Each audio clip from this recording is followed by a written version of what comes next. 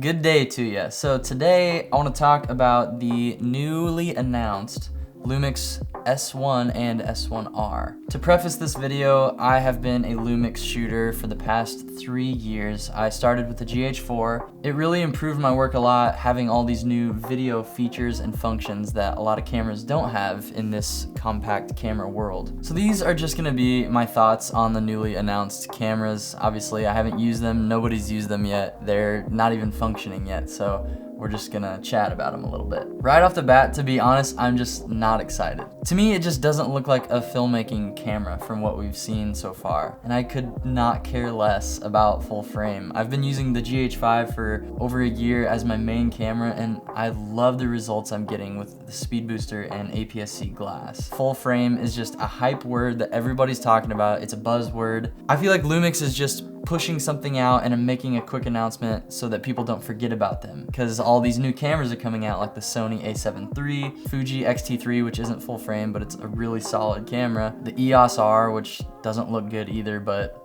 it's Canon, so people will buy it. So all we really know about the video features is that both of those new cameras will have 4K 60p. I really don't think they're gonna be able to do 60p in 4K with a full sensor readout. I think there has to be some sort of massive crop. I'm just not excited. I feel like these cameras are gonna be catered much more to photographers, which is cool because I hope that Lumix can create something full frame that's a really good photo camera. But I'm a filmmaker, so I like to look at things from that standpoint, and Lumix has a history of creating such good cameras with video features in them that's kind of what I think a lot of people were expecting. One thing that's really cool is that both of the cameras have in-body sensor stabilization, so that's cool that they were able to do that in these two full-frame cameras. Here's my gripe. The fact that they removed the fully articulating screen is insane to me. I won't buy the camera for that reason, and I don't care that much about full frame anyway, but dude, they're gonna lose so much business for that. A website called News Shooter did a little article on these new cameras, and they mentioned the screen, and here's what they said. There's no flip LCD screen like the GH5. I know people are bound to complain about this, so I will mention it. They don't have a flip screen, blah, blah, blah. It's got a 3-axis tilt screen, exactly like the Fuji X-T3 camera. And he says it doesn't personally bother him, but he's sure vloggers are going to hate it. The thing is, not everyone is a vlogger and needs a flip out screen. That makes complete sense. He's totally right in that sense.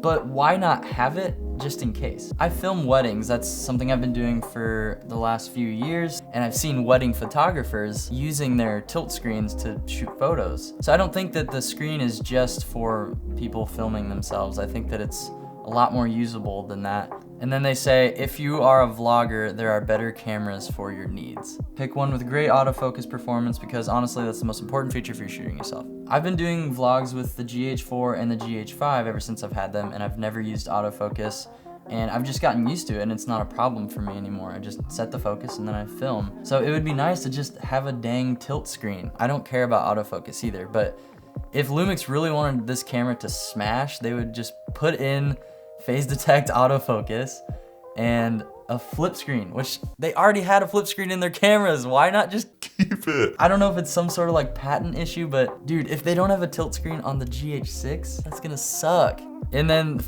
lastly, News Shooter says, and no, you don't need to shoot vlogs in 4K.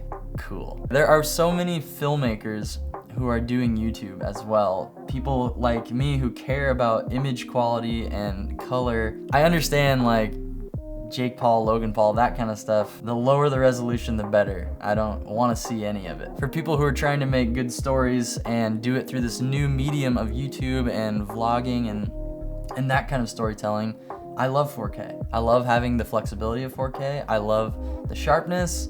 I love the image quality of good 4K. So there's a few things in this paragraph that I don't agree with, but I still love News Shooter and they're very informative. So thank you for all the hard work you guys do, for real. I just think full frame is kind of a trend, like a hype right now. Maybe it will become the standard. For so long, the standard has been Super 35, not full frame, and obviously it works. The GH5 is micro four thirds, but with the speed booster, it's closer to APS-C or Super 35. And the GH5S with a speed booster is actually in between APS-C and full frame. it's not that big of a deal. So I don't really get all the hype, and I hope Lumix doesn't just rush something into the market to try to steal people's business. I guess my other issue is, since I'm invested in this Micro Four Thirds ecosystem, all of my lenses are APS-C. Everything I have won't fit on these new full frame cameras, so maybe that's why it's a bugaboo for me, but I'm totally fine with what I have, and I think